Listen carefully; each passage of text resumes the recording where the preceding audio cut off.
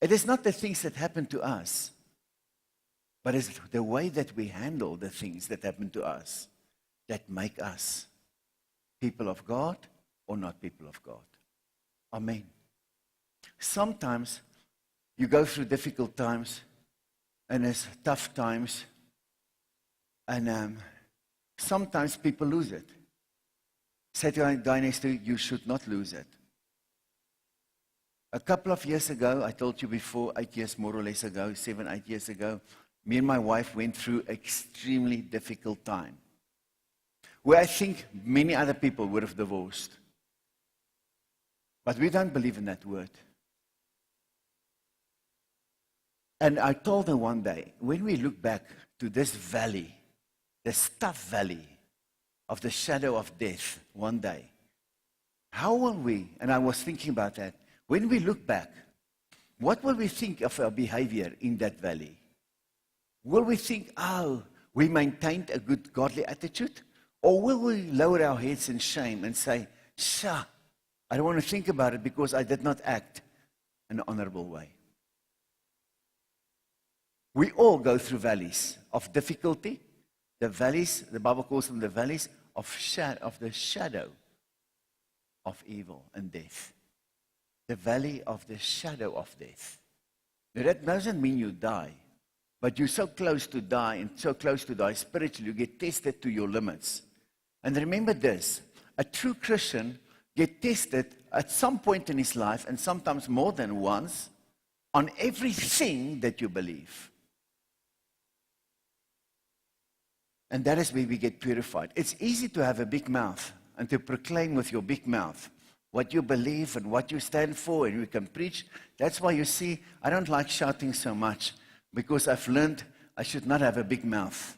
I rather speak gently and humbly, and I maintain a godly attitude, because I know it is so dangerous to boast, because tomorrow you get tested on what you preach and what you believe. Then you should be able to maintain a godly attitude. When Satan comes to test you, your house should stand. Say to guys too, when Satan comes to test you, your house should stand. When will your house stand? When it's founded on the rock. What is the rock? The rock is Jesus. Jesus said, on this rock I will build my church, meaning him. He's the rock. And Daniel is called the rock that destroy all the other kingdoms. And there's many kingdoms, even today, standing up. You see clearly how they stand up. I tell you, you can clearly see how Muslims are standing up and infiltrating every country of the world.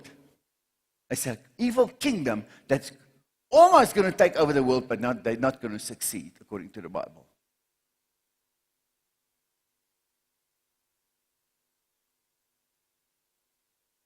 The mayor of London is the first one to be a Muslim. The new mayor of London is a Muslim. The man that stands as the American president is a Muslim. But he infiltrated. Few people knew it when they voted. And the reason why they take all the refugees and pump them into different countries is to spread the Muslim religion. Japan refused. United Nations is angry at them.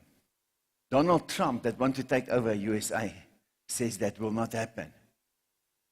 The world is angry at him.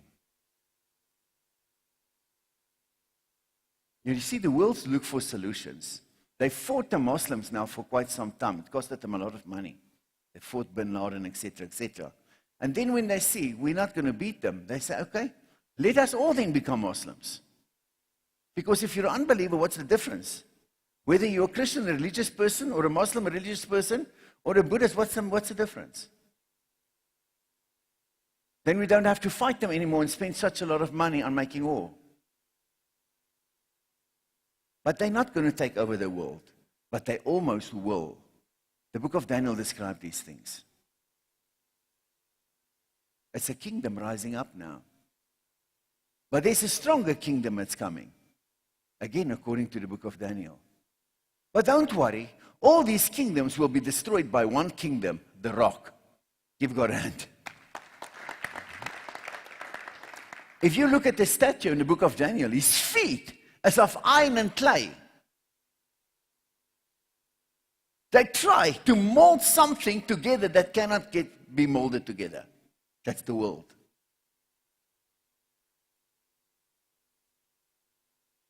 Amen? It's not going to work. Then there's coming a rock. And that rock will destroy the big statue that represents all the kingdoms of this world, and it will be destroyed by the rock, Jesus. Give God a hand for the rock. The rock! Say the rock! Jesus said, I will build my church. He said, on this rock. He said to Peter, are you speaking about him? The Roman Catholics believe, and they believe a lie, and they tell people a lie. They say the rock was Peter. Now, please, I'm so glad that Peter is not the chief cornerstone, but Jesus. Amen. He said to Peter, Peter, you are called rock. But on this rock, pointing to himself, I will build my church. And the gates of hell, this is a promise, and you can rejoice about that. The gates of hell will not prevail against the church that I'm building. Give God a hand. Amen.